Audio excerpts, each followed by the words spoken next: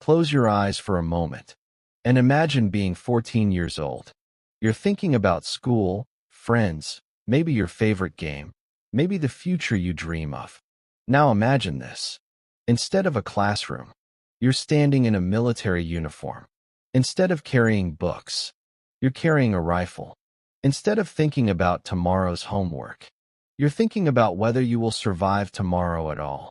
This was the reality for thousands of boys, some just children, who fought in World War II. Their names were rarely remembered. Their faces were lost in the shadows of history. But their courage, sacrifice, and innocence stolen by war deserve to be told. This is their story. When World War II began in 1939, the world was not just divided. It was shaken. Across Europe and Asia, countries fell into chaos. Families were displaced. Fathers and brothers went to war. Communities struggled to survive. Young boys watched adults leaving to fight, and many felt a deep sense of duty. A belief that if they were strong enough, old enough, brave enough, they too should help defend their nation. But they weren't old enough. They weren't ready. And yet, many went anyway. Officially, the minimum age to enlist in most countries was 18.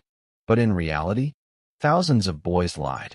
Some were 17, some 16, some even younger. And the most shocking cases? 14-year-olds, 15-year-olds, even 12-year-olds who managed to sneak into service. How did they do it? They stood on their toes during medical checks. They deepened their voices. They borrowed older brothers' documents. They memorized fake birthdays. Some wrote numbers on paper and convinced recruiters it was their legal age. Why did recruiters accept them? Because the world was desperate. And sometimes, a boy who said he was 18 sounded convincing enough. These boys didn't join the war for glory. Most went because they wanted to protect their families. They wanted to make their fathers proud. They felt lonely after losing loved ones. They were inspired by posters and newsreels showing heroic soldiers. They believed war was an adventure. They didn't want to be left behind while older brothers fought. One boy wrote in his diary, "I didn't want to be a child when my country needed men." These were not soldiers.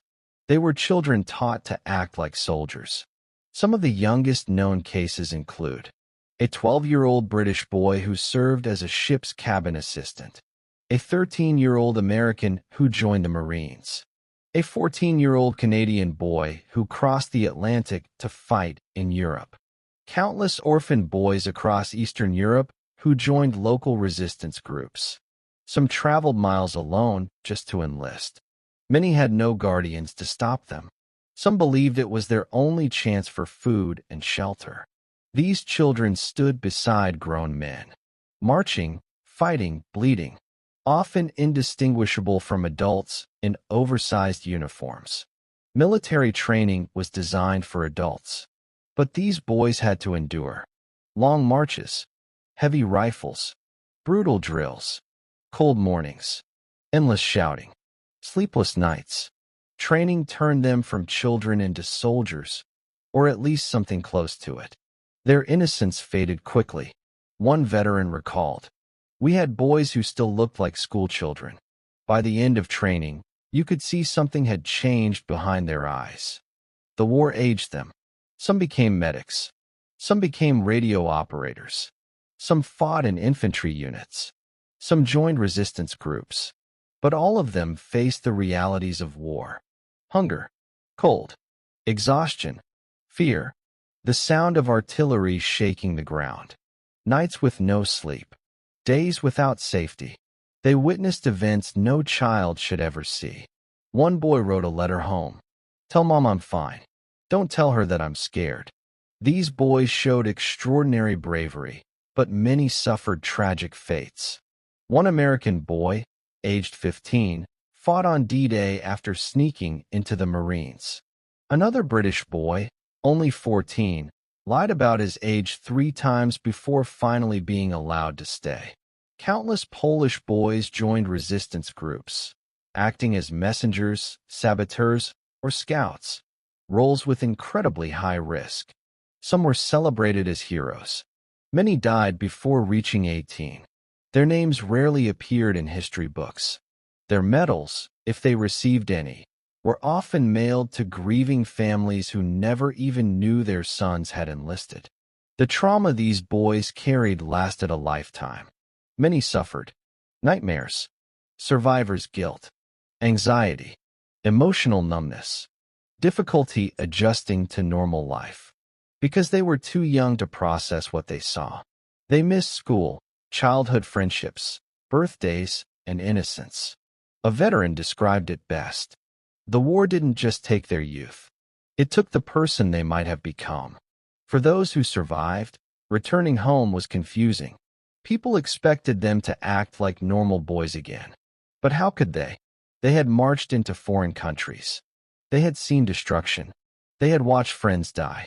They had lived with constant fear. Now they were expected to sit in classrooms again, go to dances, play sports, as if nothing had happened.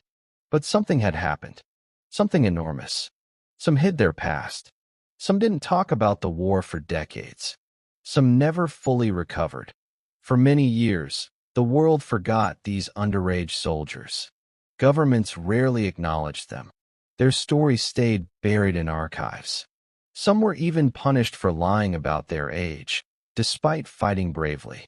But in recent decades, historians and veterans organizations have begun uncovering their stories. Some of these men, now elderly, were finally honored. Medals awarded, names recorded, stories published, memorials dedicated. Recognition didn't erase the past, but it brought them dignity they always deserved. These boys didn't shape the war alone, but they represent something powerful. A generation forced to grow up too fast. Their courage was real. Their fears were real. Their sacrifice was real.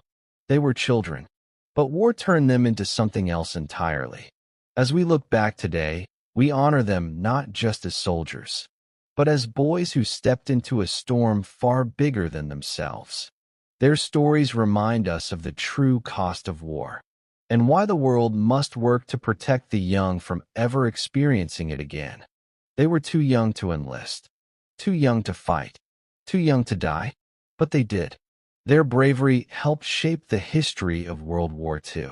And now, after generations of silence, their voices finally rise. This is the story of the youngest soldiers who served in World War II. And may we never forget them.